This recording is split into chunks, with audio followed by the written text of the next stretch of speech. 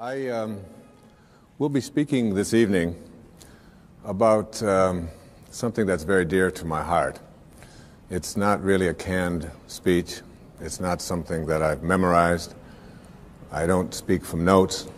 I speak from my heart about something that I work on each and every day in my own life. It is about a process that has been a growth thing for me. The idea of there being levels of awareness, ordinary human awareness, and higher levels of awareness are something that you can do a lot of reading about and you can study spiritual literature. But until you begin to put it into practice and live it each and every day, it really just is something that is distant and more academic.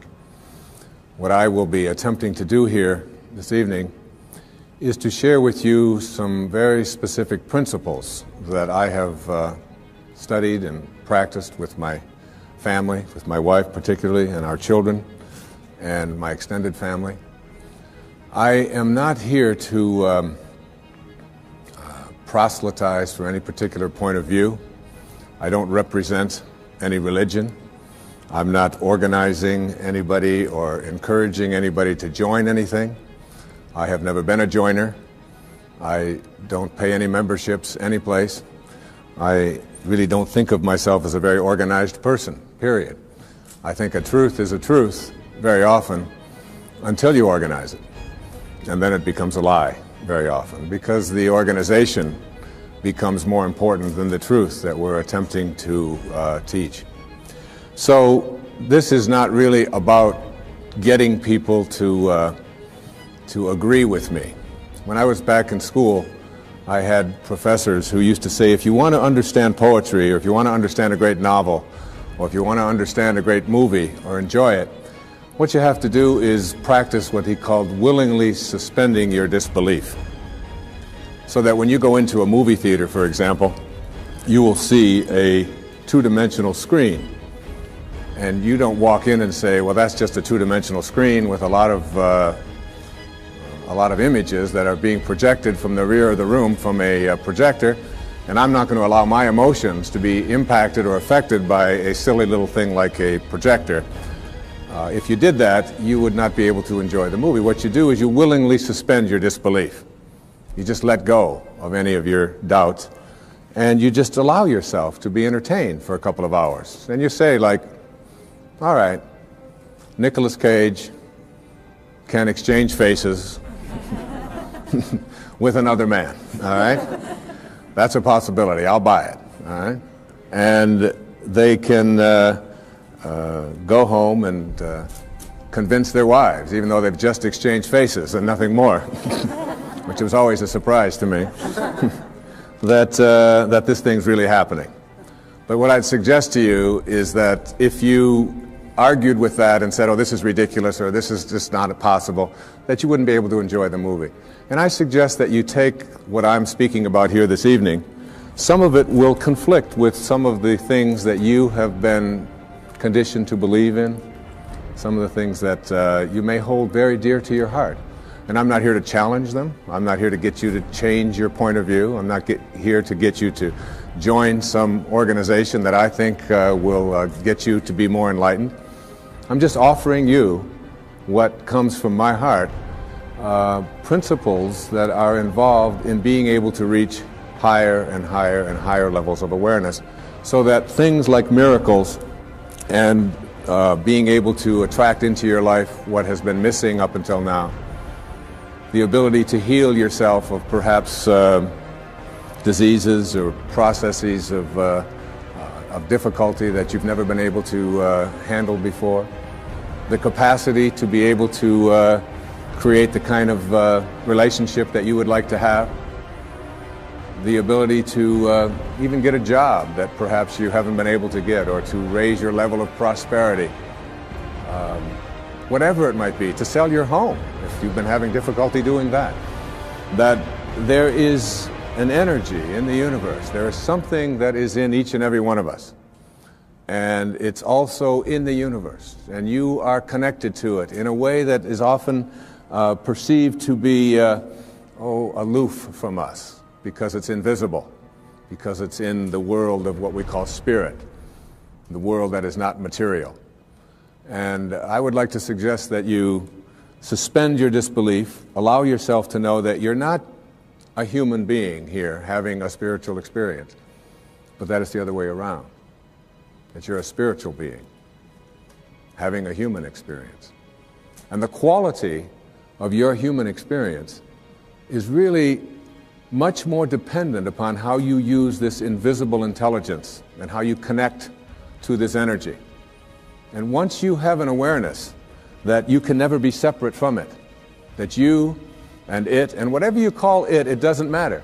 It doesn't matter if you call it God, if you call it divine presence, if you call it soul, if you call it spirit, if you call it consciousness, if you call it Christ consciousness, you can call it Buddha consciousness, you can call it Louise, you can call it Edna, you can call it Ralph. Alan Watts once said that you can't get wet from the word water. It isn't the word that allows you to experience water. And whatever it is that you call it is something that is distinct from what it is. When I was walking in here this evening on these beautiful grounds, I saw some people looking at the flowers and the different plants that were growing. And as they were looking at them, there was one person who was obviously an expert, a botanist of some kind, and he was trying to explain to each one of the people what the name was, the technical name for each one of the flowers. And I was watching that and thinking, it doesn't matter what you call it. Can't you enjoy? Look at that thing. It's orange, and it just came out of nowhere. There's something very profound about enjoying it and being there with it, rather than being obsessed with labeling it. There was a very famous Danish theologian. His name was Søren Kierkegaard. He once said that once you label me, you negate me. Once you place a label on me and put me into a compartment or a category of some kind, I must then become what it is that you have labeled me to be. So that we want to be able to live our lives and to practice principles of higher awareness without being so consumed with what I call ordinary human awareness. And ordinary human awareness is just the recognition or the belief system that I am a human being. Maybe I'm having a spiritual experience, I'm not quite sure. But higher human awareness, what is sometimes in the East called Siddhi awareness. In the West it's been called higher consciousness or Christ consciousness. There's many names for it. But when you get beyond just knowing yourself as this body and this personality and this thing that you inhabit, and begin to realize that who you are is that which was never born and can never die. When you recognize your eternal self. And that's what this program is really about. It's really about recognizing the power, the energy, the capacity to be able to do what it says in some of the most holy books that you've ever read, that even the least among you can do all that I have done and even greater things. And that's not just empty words from Holy Scriptures. That's a very powerful lesson that each and every one of us can practice and live every day. What I'd like to suggest to you, and what this program is really about, is that there are higher levels of awareness that are available to us. A level of awareness that allows us to do things like, and it may sound a bit strange, but to manage the coincidences of our lives. To be able to place our attention on what it is that we would like to create for ourselves in our lives. To literally have the power to know that if I think about it and I keep it there and I keep that picture firm within me, that there is an energy, a source, a capacity within me that is in the universe and that is also in me. And that I can use this energy, that I can manage it. There are many ways to get the things that we want for ourselves in our lives. But basically, it all begins with how we choose to think. As you think, so shall you be. 7 little words that I think are perhaps the most important things that we can learn and master in our lives. This old proverb notion that I become what I think about all day long. And once you know that what you think about is what expands, you start getting real careful about what you think about. You don't allow your thoughts to be on anything that you don't want or that you wouldn't want to have manifest or show up for you in your life. This idea that inside each and every one of us, in a place that is not material, in a place that has no dimensions, in a place that has no boundaries, that in each and every one of us, we have this power and we have this intelligence. And you can never see it. I've often said that when you die, if you're going to die and 5 minutes before you're ready to leave, they weigh your body. And let's say it weighs, let's pick a good number, 150 pounds, all right? And then life leaves your body. And they weigh your body instantly after you're dead. And it still weighs 150 pounds. So that your body weighs the same, alive or dead, before it begins to deteriorate. And if that's the case, then your life, this thing that leaves your body and your body still weighs the same, is weightless. Your life is weightless. You can't put a dimension on it. You can't put a measure on it. Who you are is that life. And that life is not in the dimension of material. It's like if I want to wiggle my finger, I just have to have a thought. And the thought says, I think I'm going to wiggle my finger. And then I do this, and you say, well, that's really no big deal. But it really is a big deal. Because there's something invisible in here that says, I'm going to wiggle my finger. I've never seen that. I've never been able to, you can put that under an X-ray, you can try to measure that and find out what it is in there that allows you to say, I'm going to wiggle my finger, and you can never find it. It's not in this world, if you will. So I can do all the scientific studies, and what I can do when I do these scientific studies is I can find the command center inside of me. And I can go to the brain and I can point to a specific point, and scientists can do this and say, there's the command center which allows you to have a thought, I think I'm going to wiggle my finger. But there's no computer and there's no scientists and there's no technology that can ever allow us to go inside and say, there's the commander in the command center. Can't find it. And that commander in the command center, that weightlessness, is the part of us that we just don't pay enough attention to.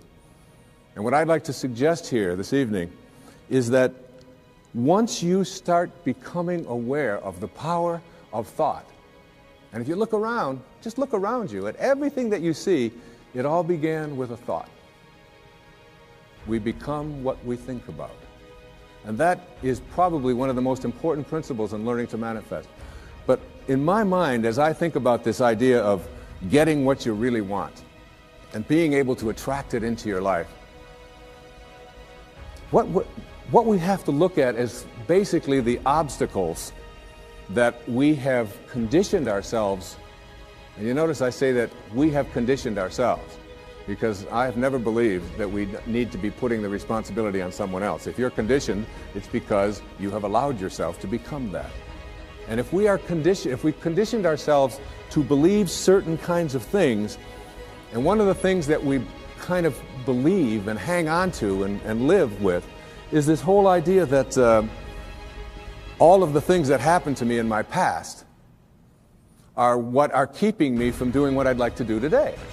So we hang on to these things and we fill ourselves with blame. We say, I'm the middle child. I'm the youngest child. I'm the oldest child. I'm an only child. Any one of those is a great excuse. You know, if you're the youngest child, you can say, well, you know, how could I be making decisions for myself and be a fully functioning person today when I always had somebody else telling me what to do my whole life? How could I think for myself? If you're the oldest child, you can simply say to yourself, well, how could I be expected to think for myself? I always had to think for somebody else. I was always doing it for somebody else. And that leaves the middle child. You know, the classic identity crisis. Oh, poor me. My mother didn't even know my name. She was always calling me by this one's name or that one's name. So I don't know where I fit in. So that takes care of everybody except the only child.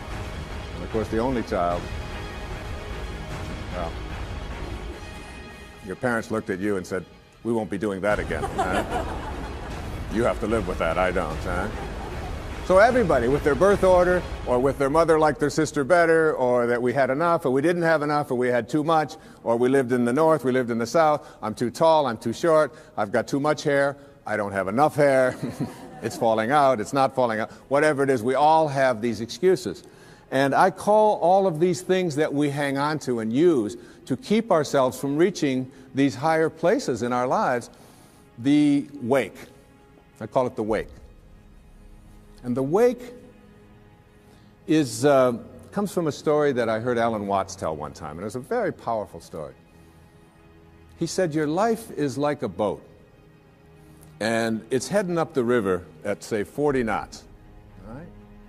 And as it's going, you are somehow able to metaphorically stand on the stern, the back of the boat, and look down into the water.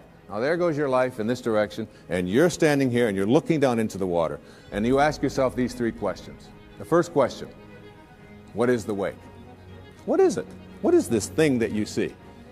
And the answer, the wake is the trail that is left behind. That's what it is. Nothing more, nothing less. It's the trail that is left behind. Second question to ask yourself in this little metaphor, what's driving the boat? What's making this thing go in this direction? The answer, the present moment energy that's being generated by the engine, and nothing more. That's the only thing that's making the boat go in this direction. And in this little scene, this means it's the present moment thoughts that I have and how I am using them that is making my life go in this direction, and nothing more. Because the third question is the most important and powerful question. And ever since I heard it, I've always thought about this whenever I have a tendency to look back here and blame something. Is it possible for the wake to drive the boat? That is, can a trail that is left behind make a boat go in this direction? And of course the answer to that is no. It can't. It's just a trail that is left behind. And in that trail, there are an enormous number of things, and every one of us has a wake. And we have a whole lot of stuff in it. And one of the problems that we have is that we have a tendency to look at the wake and all of the stuff that's in it to explain why it is my life isn't working the way I would like it to work. So that you can take a look at the experiences of your life. I look at the experiences of my life. In the experiences of my life, I spent some years in a series of foster homes. People have said to me, oh, living in a foster home, that must have been terrible. I said, no, it wasn't terrible at all. When you're 6 years old, you don't wake up every day and say, oh my God, I'm living in a foster home. Isn't this awful? Poor me. How come me and nobody else? You don't do that. You don't do that till you're 40. And when you're 40 and your life isn't working and you're bankrupt and you're a drug addict and you're falling, your relationships are all falling apart and your family's leaving you, and you say, why is this happening to you? You say, what do you expect from me? I had to live in a foster home. My mother liked my sister better. We were too this, we were too...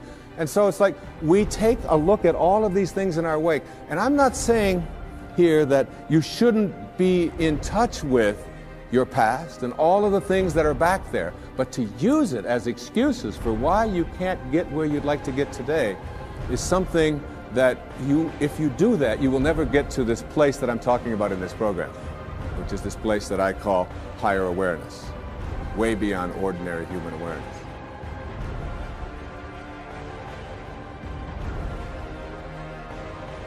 My own father was a man who walked away. He left. He left home when I was just a baby. Left my mother, sitting right here, 107 years old. Was that? No, you're not. 82 years old, though. And with 3 little boys. And all I had ever heard when he walked out about this person that my older brothers told me about, and that my mother got her family back together again when I was 9 years old, and did all that she could to make a family again, with all the hardships. This was a man who never made a phone call, who never sent a penny, who spent some time in prison, who was an alcoholic, who died of cirrhosis of the liver at the age of 49 and was buried in a pauper's grave in Biloxi, Mississippi. And it wasn't until I went to his grave and was able to stand there, and I used to dream about this man and have this enormous hatred for this person whom I had never seen, just based upon what he had done to my own mother and to my brothers and so on, and all of the stories that I had heard and all the research that I had done. And I ended up at his grave 10 years after he had died when I finally found out that he was dead. It was on the 27th of August. It was 1974. And what I did transformed my life.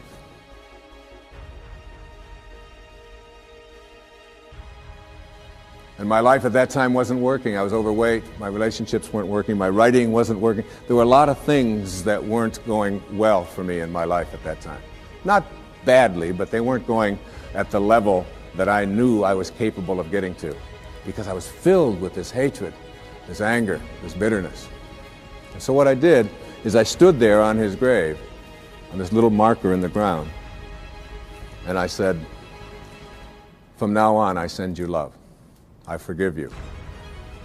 Mark Twain said that forgiveness is the fragrance that the violet sheds on the heel that has crushed it. And once I let go of that anger and that hatred and all of my attachment to the bonding that I had done with these wounds, and let go of that and cleared that out of my life, my writing began to take place at a much higher level. In fact, I wrote Erroneous Zones in a very, very short time after that. I began to get myself back in shape. I began to eat better. I began exercising, got my weight down. And the people that were supposed to come into my life, like my beautiful wife, who sits here with me this evening, and all of our children, some of whom are here this evening, all of it was allowed to flow when I released that energy of negativity and blame and hatred. They say that you never die from a snake bite. It isn't the bite. And you can't be unbitten. It's in the wake. What kills you is the venom that continues to pour through you long after the bite has taken place. And that's something we have control over and we can change. And I'd like to suggest that what happens is that many of us bond ourselves to these wounds of our past. If I were to cut my hand, just cut it, and watch it, my nature says, close up the wound. And I just have to watch it. And there's no doctor out there, there's no medicine out there that's going to heal that wound. There's a healing stream that I am connected to that will allow that wound to heal. So my nature says, close up the wounds. Don't bond to them, don't hang on to them, close them up. But supposing I say to myself, oh no you don't. There's no way I'm going to let you close up. You see, if I can keep you open, and I can go to you and say, look at this. You say, what happened? Well, look at this cut I've got. Oh, you poor thing. Look at that. It seems to be getting worse. It's getting infected. Isn't that terrible? And if you practice this kind of a mentality, when your nature says close up the wound, but you keep it open, before long you lose your hand. And after that, you'll lose your arm. And the whole organism will be destroyed if you don't let your nature take over. And your nature also says, close up the wounds of your past. Close them up. And oftentimes we ignore our nature. I had a great teacher that came into my life through his writing. His name was Nisargadatta Maharaj. Lived in India up until the mid-1980s. And he wrote something called I Am That, which was very powerful and influential in my life. And one of the things that he talked about when he was asked the question, what's the difference between, say, a saint or a highly functioning human being, a spiritual master, a spiritual teacher, and the rest of us, is that they have unconditional love in them and you don't, or we don't? And he said, no. He said, saints have unconditional love in them, and so do you. He said the difference between ordinary human awareness and higher awareness people is that they have nothing else inside of them. That's all they have. And it's almost like we have to learn how to get that in ourselves. To be able to, well, I always like to use a metaphor of an orange. I love the orange. Perhaps living in Florida is why, but an orange is a simple metaphor. You take this orange and you squeeze it as hard as you can squeeze it, and you ask yourself, what will come out? And what comes out when you squeeze an orange? Orange juice. Never, no matter how many times you squeeze it, will apple juice come out. There's no mistakes. You'll never get grapefruit juice out of this thing, ever. The only thing you'll ever get out of it is orange juice. And the next question is why? Why when you squeeze an orange, as hard as you can squeeze it, does orange juice come out? And I asked that question up in Toronto one time, this little girl sitting right in the front row. She said, that's dumb. She said, that's what's inside. It has to come out. I said, well, that's the answer. You are really smart. And she smiled, and she thought that was great. But that's the truth. The reason that orange juice comes out when you squeeze it is because that's what's inside. Now you extend the metaphor, and someone squeezes you. That is, someone says something about you that you don't like. Someone behaves towards you in a way that you find offensive.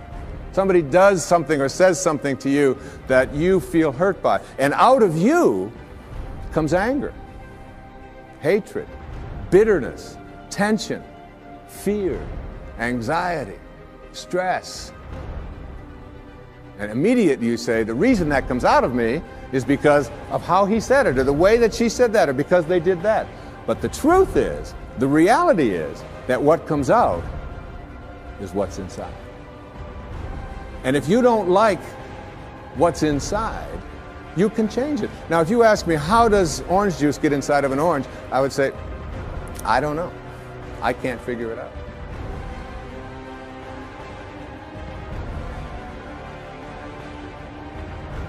A lot of people think that other things make them the way they are. They will blame their past, they'll blame their parents, they'll blame the economy, they'll blame the Ayatollah, they'll blame somebody for things that are going wrong in their life. And one of the favorite things that we have to blame for why I'm upset at a particular moment is something called traffic. Traffic made me upset. And I've always reminded myself when I'm in a jam or when I'm on the freeway and I'm trying to get someplace, that traffic doesn't care. That you have within you the opportunity in this moment to really work on these things that are perhaps debilitating or creating anxiety or stress in your life. That these are tests, these are opportunities for you. Traffic doesn't care. Your anger is your choice, and you can always choose to be happy, angry, depressed, miserable, upset, or you can choose to be fulfilled and do something positive in this moment. It's always up to you.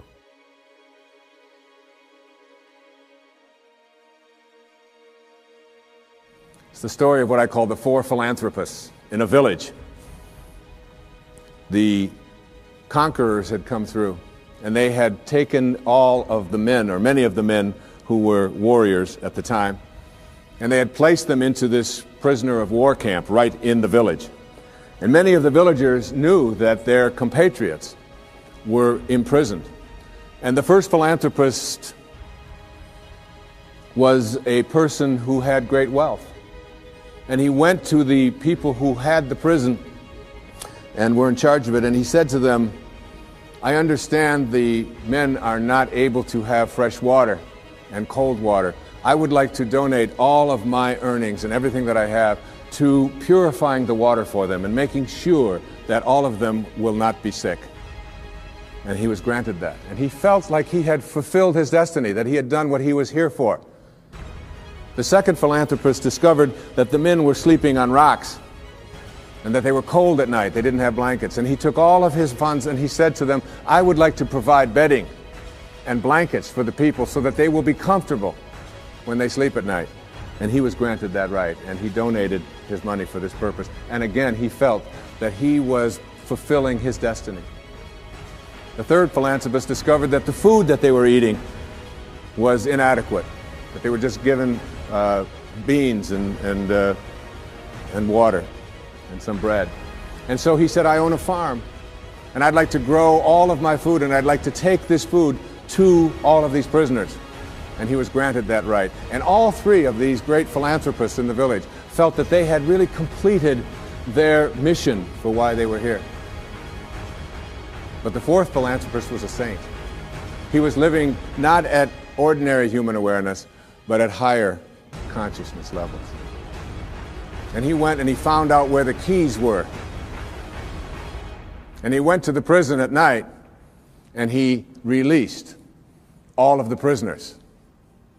And this little metaphorical story really tells us that when we are living at ordinary human awareness, there's nothing wrong with those who are out there who can help us to suffer in comfort. All right? And many of us have learned to do that and accept that and say, all right, as long as I'm comfortable, even if I'm suffering, it's okay.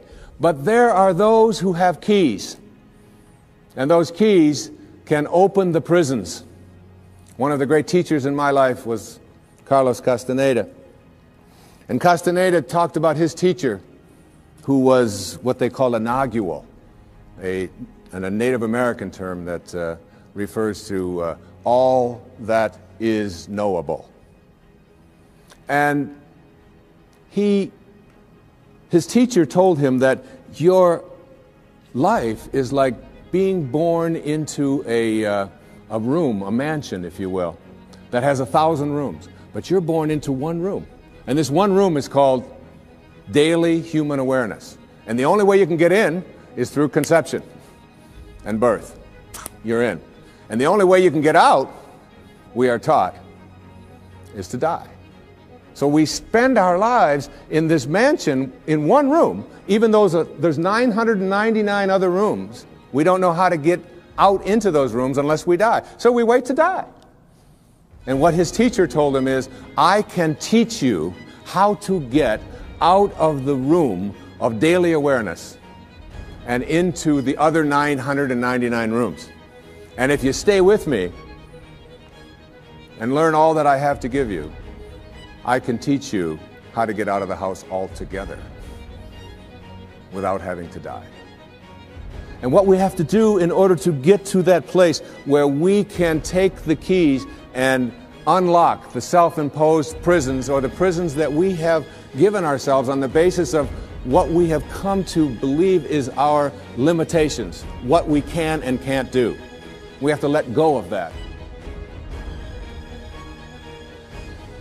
Everything that you know is something that you have made conscious contact with. Conscious contact. So there's nobody out there watching, there's nobody in this world who knows how to swim, who learned it by somebody else telling them that you can swim, or by watching Mark Spitz go through the water, or by observing other people doing it. You may remove some of the doubt, but you will never know how to swim until you get in the water and blub around a few times and then do it. And then you'll have a knowing, and that knowing is something that you'll never lose, just like riding a bicycle or dancing the Macarena or making a lemon meringue pie or anything that you know how to do. It's because you've made conscious contact. And I'd like to suggest that there's a big difference between knowing about a divine presence, knowing about a sacred awareness, knowing about God, and knowing God. There's a big difference. Just like there's a big difference between knowing about the possibility of being able to heal myself of something that is bothering me, perhaps a disease process. I perhaps may believe that it's possible because I've read other people and I've heard others say it. And I've read the testimony and I've listened to the tapes and I've gone to the seminars. But until you have made conscious contact with it, you'll never know it. This particular poem really speaks to me to the difference between what you know and what you believe in. Immerse yourself in these words. A woman was waiting at an airport one night with several long hours before her flight. She hunted for a book in the airport shop, bought a bag of cookies, and found a place to drop. She was engrossed in her book, but happened to see that the man beside her, as bold as could be, grabbed a cookie or two from the bag between, which she tried to ignore to avoid a scene. She munched cookies and watched the clock as this gutsy cookie thief diminished her stop. She was getting more irritated as the minutes ticked by, thinking, if I wasn't so nice, I'd blacken his eye. With each cookie she took, he took one too. And when only one was left, she wondered what he'd do. With a smile on his face and a nervous laugh, he took the last cookie and broke it in half. He offered her half as he ate the other. She snatched it from him and thought, oh, brother, this guy has some nerve, and he's also rude. Why, he didn't even show any gratitude. She had never known when she had been so galled, and sighed with relief when her flight was called. She gathered her belongings and headed to the gate, refusing to look back at the thieving ingrate. She boarded the plane and sank in her seat, then sought her book, which was almost complete. As she reached in her baggage, she gasped with surprise. There was her bag of cookies in front of her eyes. I love that. I love that. If mine are here, she moaned with despair, then the others were his, and he tried to share. Too late to apologize, she realized with grief that she was the rude one, the ingrate, the thief, the cookie thief. And all of us in some ways are cookie thieves. I have 8 beautiful children. Our youngest little girl's 8 years old. One of the things that you do when you become enlightened and become a guru, like me, that'll be the day, is when we place something that is important to know where it is, we practice mindfulness so that we never misplace anything. So obviously, having reached this exalted level of awareness in my home with my 8 children, I never misplace anything. So I place my keys right here in a certain spot. But my little girl has this wonderful habit of taking my keys and hiding them on Daddy in the morning so that she can watch me flip out as I look for the keys. And I'll say, Sage, how many times has Daddy told you, don't hide my keys in the morning? Daddy, you told me not to do it. I don't hide your keys anymore. Come on, where'd you put my keys? The last time they were in your dollhouse, where did you put them? Daddy, you told me not to do it. And then, of course, my 12-year-old daughter, Serena, loves to just assume this stance. She's watching me raise my voice. She'll say, I wonder what all those people would think of Mr. Positive if they could see him right now. Huh? Get lots of reminders. So I give up. I say, look, when I come back out here, I want those keys here. And I go back and I get my clothes on and I reach in my back pocket, and there are my keys. Right where I had left them the night before, in my pocket. And there's a fine line, I think, between being a guru and being a jerk, all right? And I probably crossed that line more times than I should be admitting here on television. But this idea of being a cookie thief and creating a knowing is something. I did a benefit along with my wife a couple of years ago with a man on Maui whose name is Michael Knopf, who had been injured in an accident. He's a quadriplegic or paraplegic. And at that meeting, when it was over, there was a man who lived on another one of the islands who was known as a kahuna, a healer, an ancient healer from Polynesia. And he was introduced to me, and he said that was a nice talk and so on. And I said, how do you get to be a kahuna? You know, do you take Kahuna 101? I mean, what courses do you take? How does this work out? And he said, no. He said, kahunas are raised to have no doubt. To have no doubt. To have a knowing. And he said, when a knowing confronts a belief in a disease process, the knowing will always triumph. And that knowing is something in which you say, you are healed, and healing takes place. One of the great stories of knowing is, again, with our little girl, Sage, who we were spending the summer in our summer home, and we went to visit this dermatologist. And Sage has had this thing called flatwarts for the last, since she was 2.5 years old.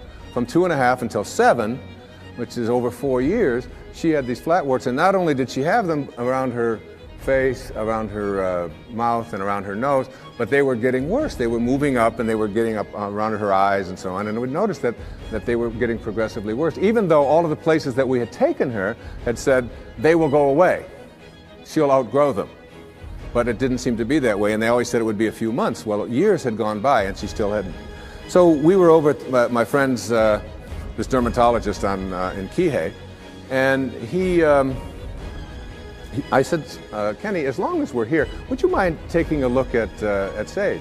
And my wife was there, and he took this big white light and he put it in her face, and he said, you've got flat warts. She hates that term. She never wanted to call them flat warts. She calls them her bumps. All right? She just called them her bumps. So he said to her, but the good news is that when you get married, you won't have them. Well, she's 7.5, going, oh, who's this dork you've got me talking to now? And then he said to her something. He said, you know, we can't burn them off, and there's no medicine that we can give them. But he did say something to the effect that the ability to rid yourself of these things is within yourself. And that if you can call upon that healing capacity in you and begin to talk to these bumps in a way in which you ask them to leave, that you have a much greater chance of getting rid of them faster than anything that I could give you, and we certainly can't burn them off because we might scar your pretty face. And that's basically the message that he gave us. I'm paraphrasing it. So we went back that night to where we were staying, and there was a whole bunch of kids there, as there always are when we're staying, and all of their friends were there. And we walked into the bedroom, and it was late at night, and over in the corner, on her air mattress, was Sage.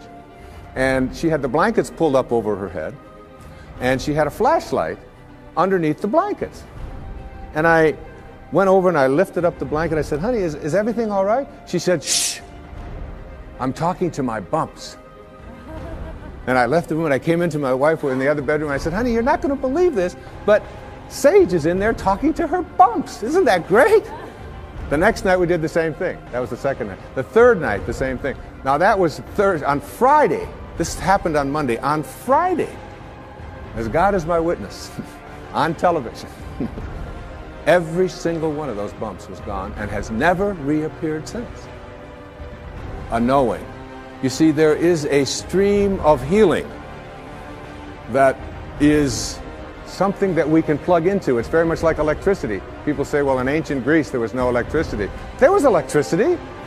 We just didn't plug into it. That's all. And there's a stream of healing. And when we go into that stream of healing with a knowing, we go to a higher level within ourselves. And we don't allow any doubt in. Basically, in every single one of us, every human being out there, there are two of us. There's two people. The first person in each person is called the ego, or I call it the ego. E-G-O. Earth Guide Only. All right? This is the part of us that says who I am is separate from you, separate from God, separate from my environment, and therefore I'm in competition with, and my value is based upon how much I get, how much my stuff is worth, how much better looking I might be, or how much more attractive I might be, how much more money I might have, the value of my possessions, and so on. What is mine? So it's not mystical awareness which says I am connected. It is that individual lower level of awareness which says my ego. This is mine. Also in each and every one of us there's another person. And this other person is called what I call the sacred self, or the higher self. And this sacred or higher self really doesn't care how much you get. It doesn't care who you're better than. It doesn't care how much stuff you have. It's not interested in any of that. The problem is that we very seldom listen to it. We pay very little attention to it. This higher or sacred part of us wants only one thing. It wants us to be at peace. At peace. Whatever choice you make in every interaction you have, make the choice to be at peace, your sacred or higher self says. Whereas your ego says, oh, no. It's much more important to be right. And so we find people in relationships struggling a lot. And one of the things that they struggle about is who's right and who's wrong. Most of the fights that you have in your relationships really basically, oftentimes you forget the details. But it's basically about who's right and who's wrong. So that if you want to have your higher or your sacred part of you ruling in your life, I suggest this to you. Practice being kind rather than right. When you have the choice.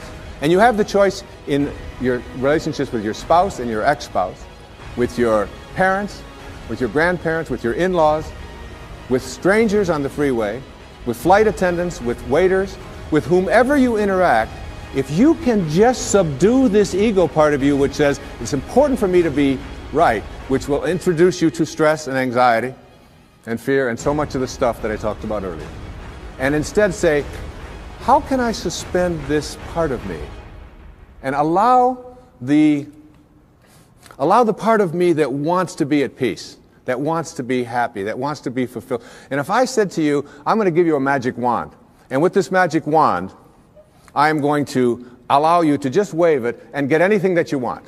Whatever you want. You can have this car, you can have these nice clothes over here, you can have this home, whatever it is. Or I said to you, in lieu of that, I'm going to give you another wand, and you can wave this, and for every moment for the rest of your life, you'll be at peace. Whatever comes along, you'll be able to choose peace. And basically, we know that we're only here for a very short time. And being able to choose peace, which is what the sacred part of you begs you, the higher self.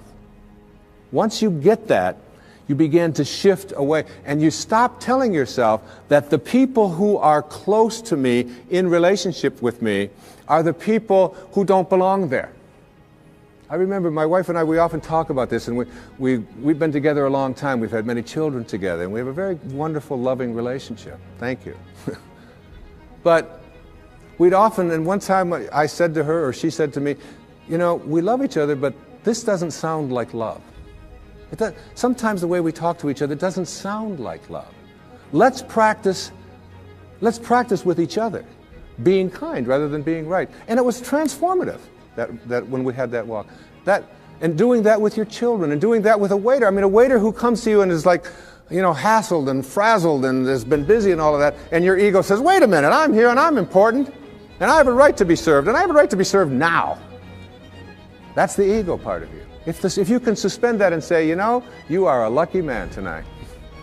You got somebody who's dealing from his sacred self. And I understand. And you take your time, and you come to me, and you bring it at your convenience, whenever you can. I'm willing to suspend my... And you know what? You'll get served so fast, and with such gratitude, just for being kind, if you practice it.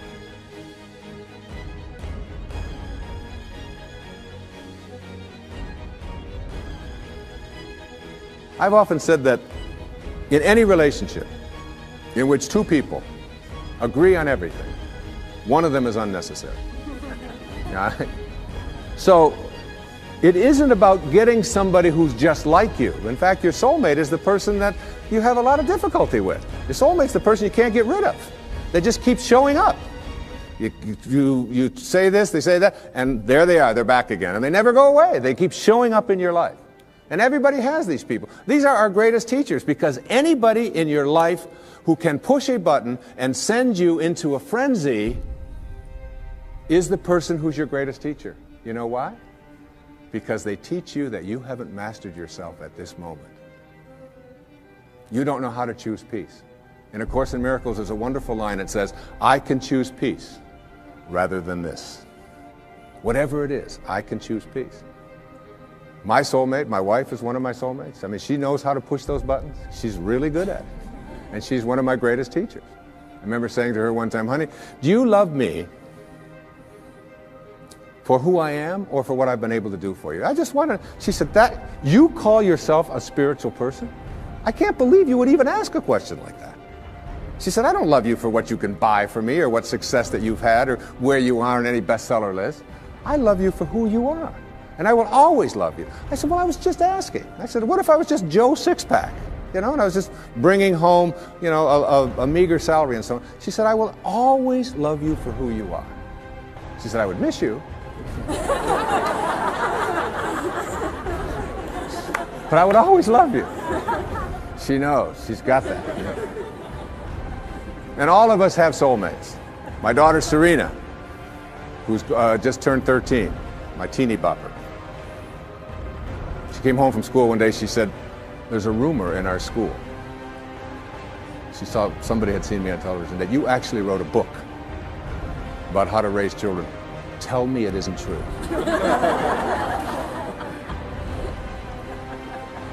I said, honey, you can come and hear me speak. Would you like to come and hear me speak? I said, people actually pay to hear me speak. She said, why? Well, she's got that, all right? But her soulmate is her sister Summer, who is now almost 15. But when Serena was 12 and Summer was 14, my wife was away working on a book of hers, and I was taking care of everything at home while she was working on her book about a spiritual approach to childbirth and infancy care. And she's as qualified as anybody to write about that, I can tell you. And I was making breakfast. I was making waffles for them in the morning at the toaster. And she mixes all this stuff up. It's a lot easier to just put them in. And Summer and Serena were sitting at the back table in the kitchen. And I heard Summer say to Serena, out of nowhere, about 6:30 in the morning, if you didn't have any feet, would you wear shoes? And I turned around, I said, where is this going? And Serena went, that's ridiculous. What do you mean if I didn't have any feet, would I wear shoes? She said, of course not. And Summer said to her, then why are you wearing that bra? Everybody's got a soulmate. Stormed out of the room, and it was all. But it isn't the people who agree with us, it isn't the people who tell us the right thing, it isn't the people who always find us, just perfectly smelling good and so on. There is an element of understanding that everybody who shows up in our life has something to teach us. Many people have said to me that they have observed in my writing and in my teaching over the years that I have changed. I've evolved, if you will. That when I first wrote Erroneous Zones and Pulling Your Own Strings and books like this, that I was really talking about something much different than I'm talking about today, which is spirituality, higher awareness, higher consciousness, and it's true. Because one of the great teachers, again, in my life was Carl Jung. And in Modern Man in Search of a Soul, he said that there are archetypes, there are stages that we go through when we reach adulthood. He said those stages work like this. He said it starts out with the athlete when you reach adulthood. And he called it the athlete, not as a put down of athletes, but as the time in our adult life when our primary emphasis is on our body. What it can do, how strong it is, how fast it can run, how much it can lift, how beautiful it is, and so on. And we believe that we are a body, if you will, perhaps with a soul. He said the second stage is what he called the stage of the warrior. And this is the time in our adult life when we take ourselves out of our physical self, if you will, and we take this body out into the world, and we do what warriors do, which we attempt to conquer, we attempt to defeat, we attempt to get as much as we can. It's the age of the ego. It's the time when we're saying, what are my quotas? What's in it for me? What can I get? And we go through that stage. And I believe that I was writing earlier in my life to teach people how to be better athletes and better warriors, because that's where I was in my life in those days.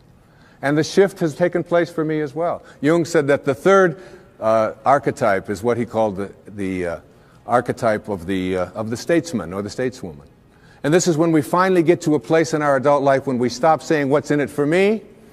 How much can I get? How much can I accumulate? And we begin to ask the question, how may I serve? What are your quotas?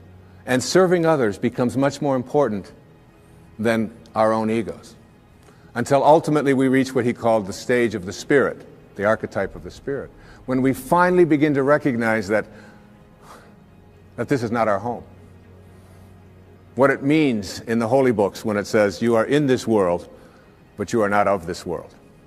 And these four stages represent also where we can look at our own self. How am I doing going through these? To what extent do I find myself consumed with my own quotas? What's in it for me? How much can I get? And ask ourselves that question as we begin to interact and deal with other people.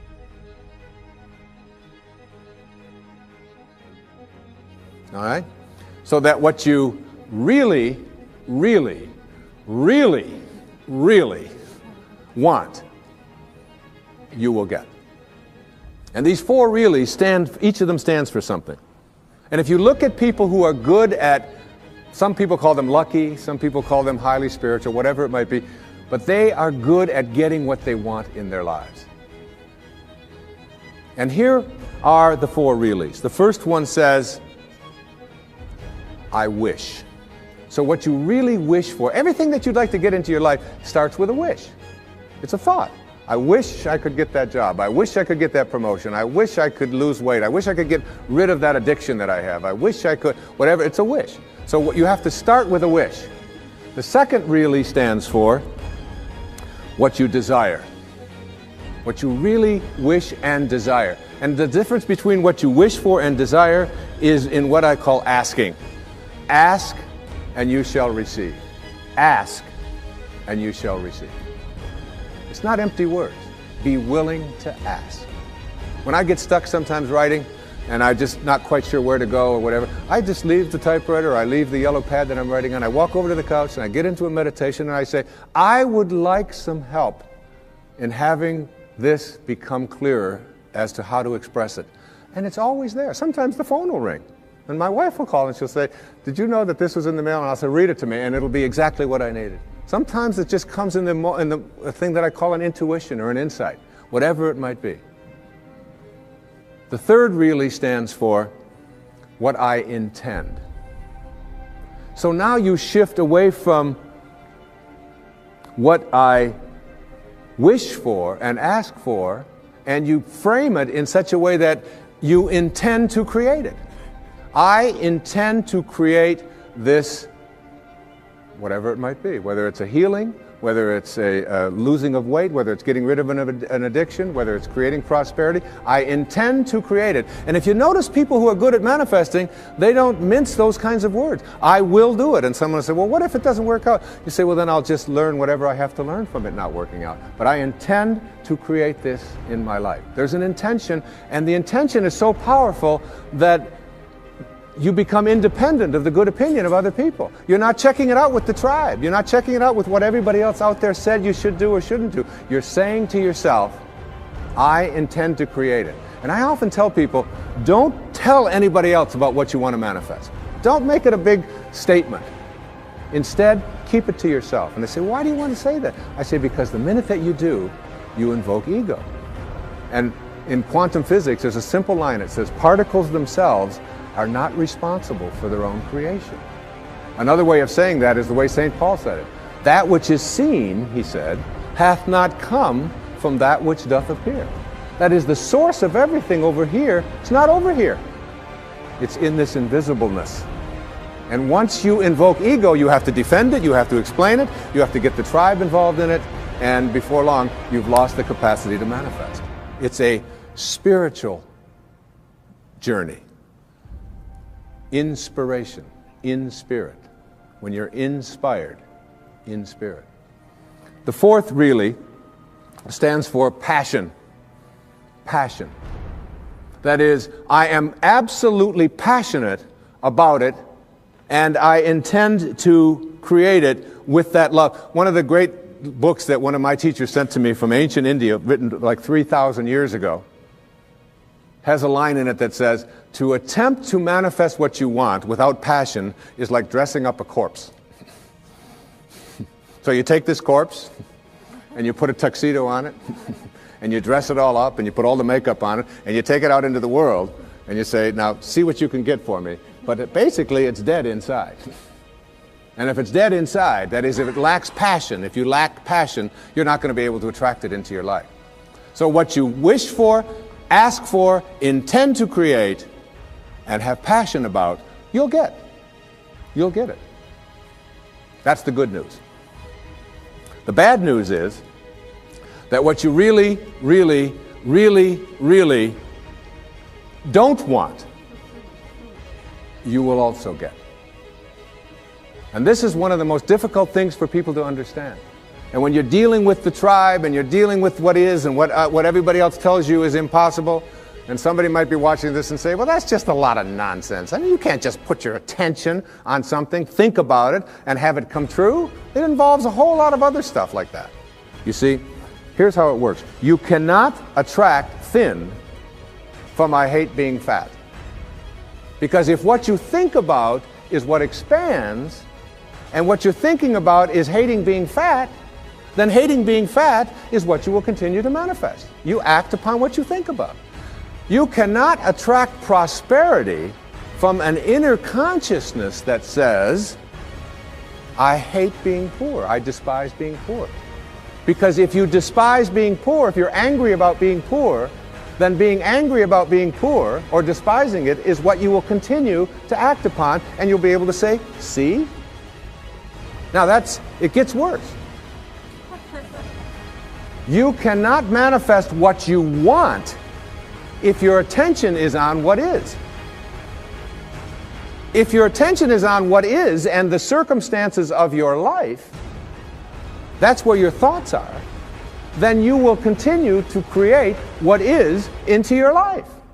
You've got to figure out a way to get your mental images, your energy, your attention, your higher awareness off of what is and onto what you want. And every time your thoughts are on what is, you shift it to what do I want?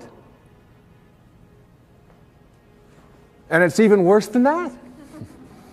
You cannot manifest what you want if your attention is on what always has been.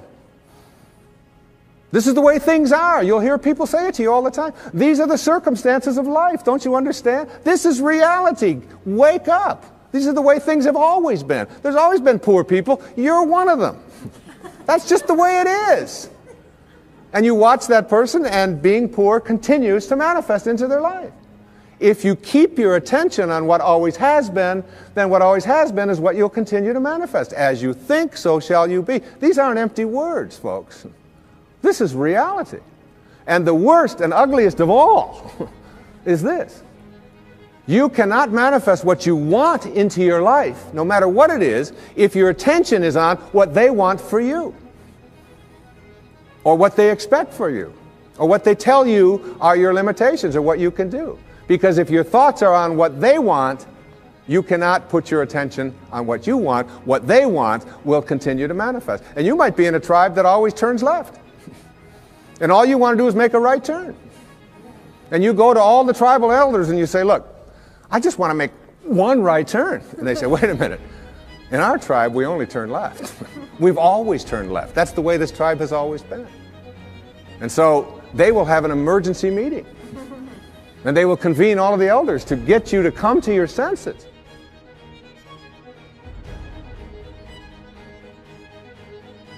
We're doing the steps that we've been shown by everyone we've ever known, and the dance has become our very own.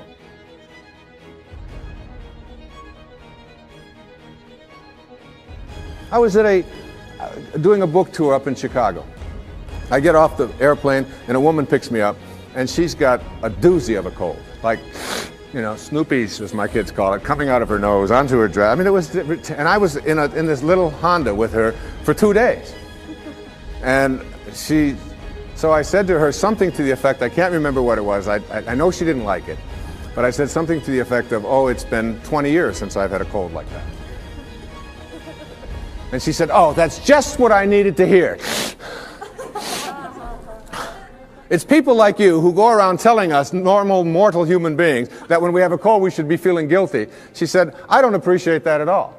She said, colds are just things that happen to us. I said, well, I understand that. I said, but I just don't think like you. She said, well, what do you think?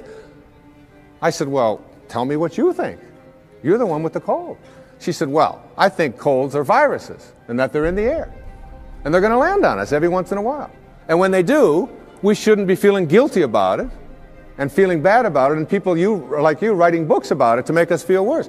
I said, look, we're on the same page here. I said, I believe just like you. I think that colds are in the air, and that they're viruses, and that they land on us. She said, well, how come you don't get a cold then? I said, because when they land on me, I talk to them. She said, you talk to viruses? I said, of course. She said, well, what do you say? Well, I say to it, look, you've landed on the wrong immune system. I'm not going to talk about you to anyone.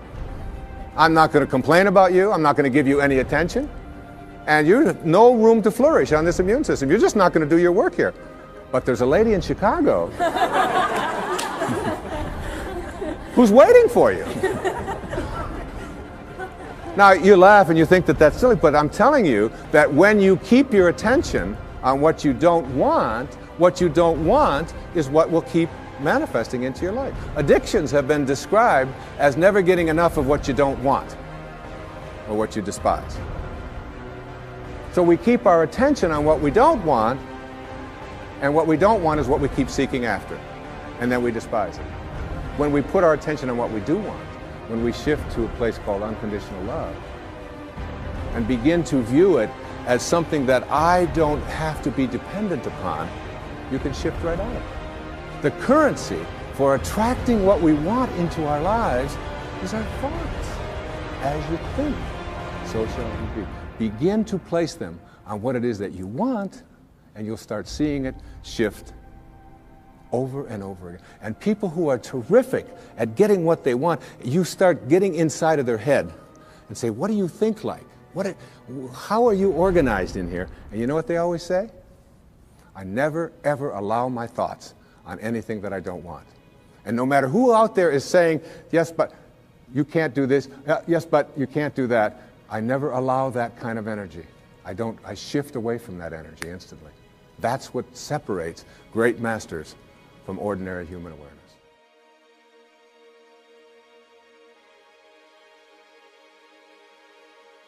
Back in the times of slavery, there was a young man, his name was John Newton. He was 23 years old. And he had what is called in Japanese it's called, excuse my Japanese, but it's called satori. I love to say that. Satori, S-A-T-O-R-I. And it means instant awakening. The idea that you can create something in your life now. In Zen, they have a proverb that says, when the student is ready, the teachers will appear. So it's just being ready.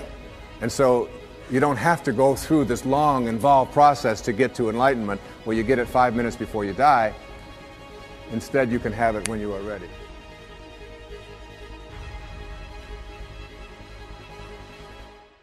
And John Newton, this 23-year-old sea captain, had a ship full of human cargo that he was bringing from the west coast of Africa to the New World as slaves. And he had this satori, this awakening. And in this moment of awakening, he realized that what he was doing was horrible and defenseless in terms of his own inner sense of morality. And he wrote down on the envelope the words to a song he called it Grace. I once was lost, and now I'm found. And it was grace that taught my heart to feel. It was grace that brought me home.